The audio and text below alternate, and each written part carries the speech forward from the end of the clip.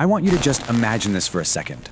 London, in the middle of winter, hitting minus 20 degrees Celsius. Picture countries like France and Germany completely buried in snow. And the cause isn't some new ice age. It's because an invisible machine deep in the ocean just stopped working.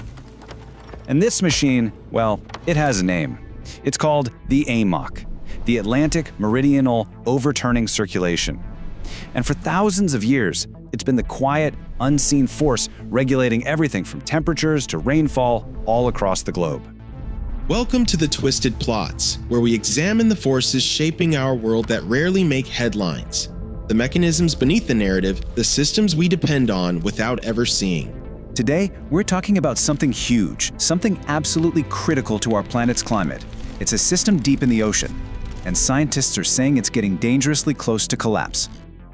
Disclaimer: this video is an independent educational and analytical narrative created for public awareness and scientific literacy. It does not promote panic, fear, or fatalism. All scientific references, historical events, and projections discussed are based on peer-reviewed research, climate models, ice core data, and publicly available scientific assessments. Predictions discussed represent risk scenarios, not certainties.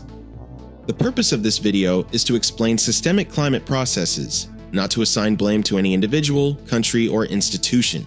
Viewer discretion is advised, not because this is graphic, but because understanding systems like these can be psychologically unsettling. If you disagree with the analysis, good. Critical thinking begins there.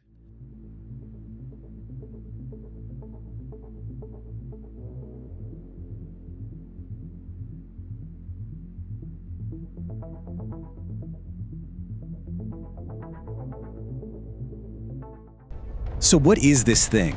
This incredibly important, yet kind of little known engine that runs our climate? All right, let's break it down.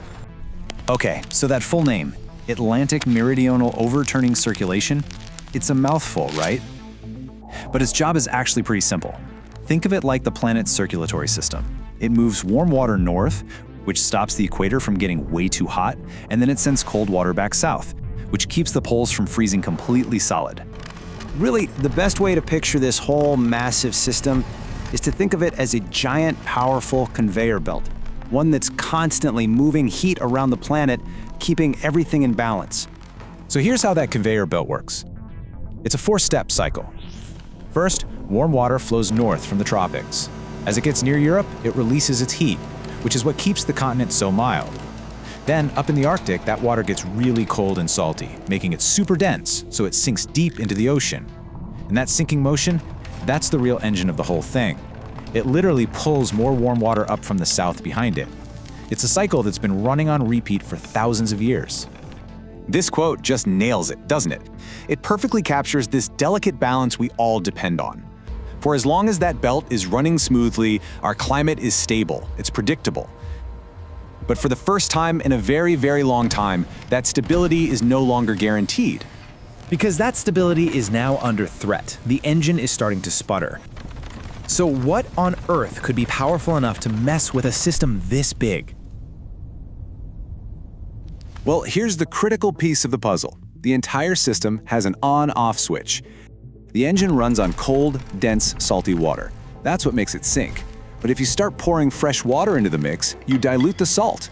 The water becomes less dense, and it just stops sinking. And if the water doesn't sink, the whole conveyor belt grinds to a halt. So where is all this fresh water coming from? You've probably already guessed it. The main culprit is the Greenland ice sheet, which is melting at a staggering rate and pouring enormous amounts of fresh, unsalted water right where that sinking is supposed to happen.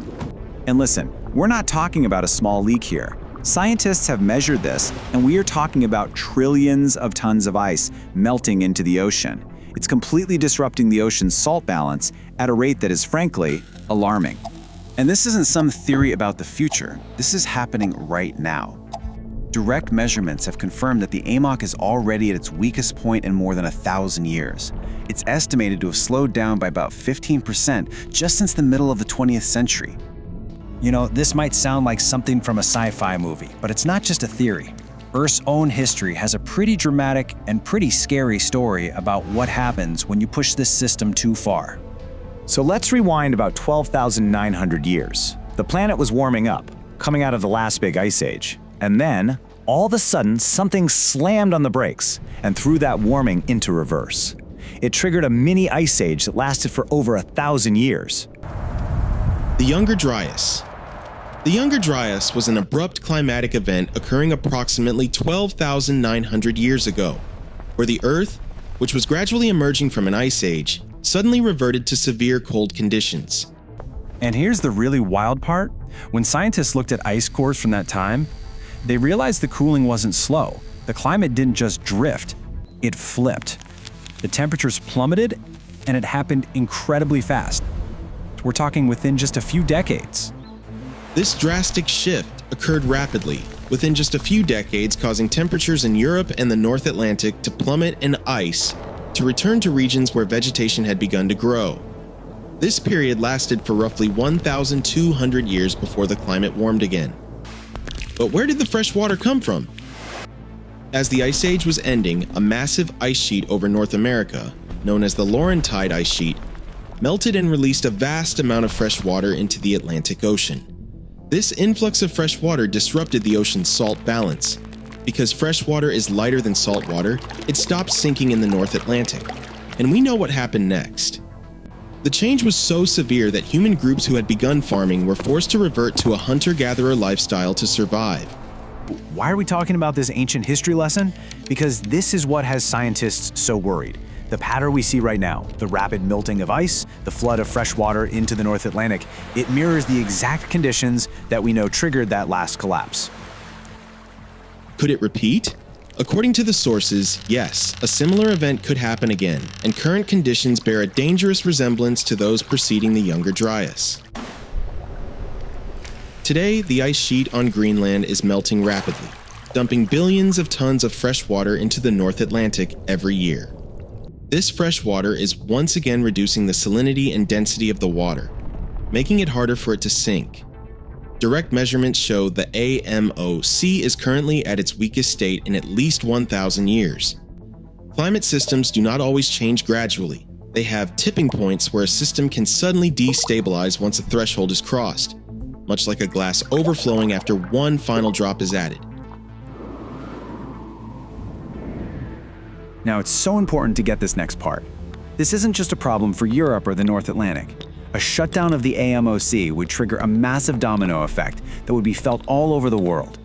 The impacts would just be catastrophic. We're talking about extreme cold and collapsing agriculture in Europe, major sea level rise and stronger storms on the US East Coast, the failure of the monsoons in India, severe droughts in some parts of Africa and South America, and extreme floods in others. Fisheries that billions of people depend on could collapse.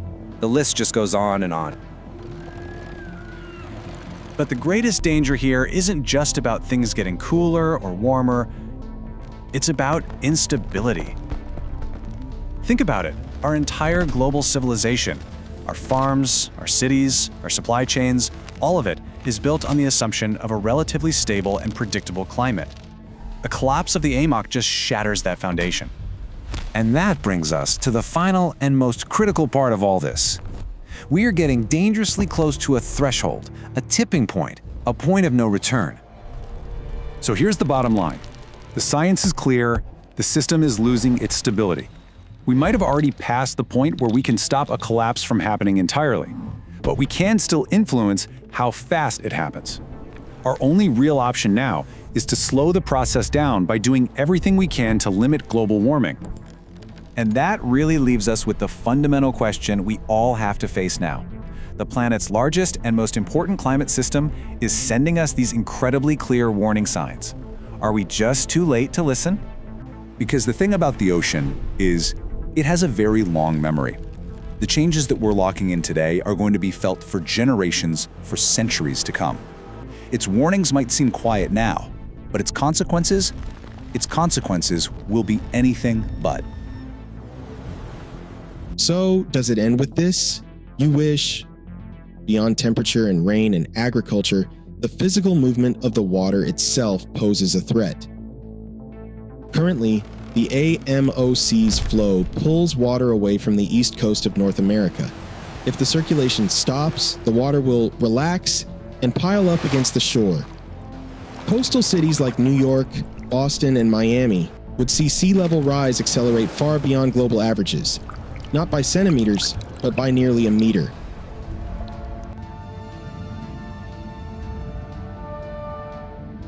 We are currently living in the golden hour before the cardiac arrest of the climate. Recent physics-based modeling suggests that once a certain threshold of freshwater is reached, the slowdown becomes self-sustaining. We could cross this threshold as early as the 2050s. If the Great Stagnation takes hold, the world as we know it, its borders, its food systems, and its habitable zones will be erased, replaced by a planet that is deeply hostile to the civilization that broke it. If this made you pause, share it.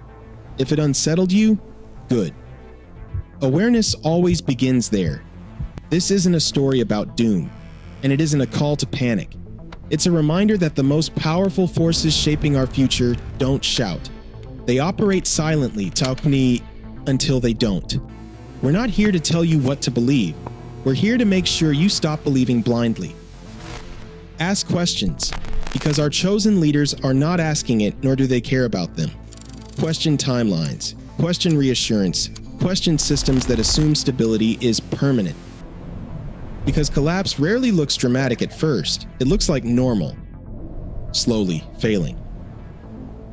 This is Twisted Plots, and this was the story of Earth's weakening heartbeat.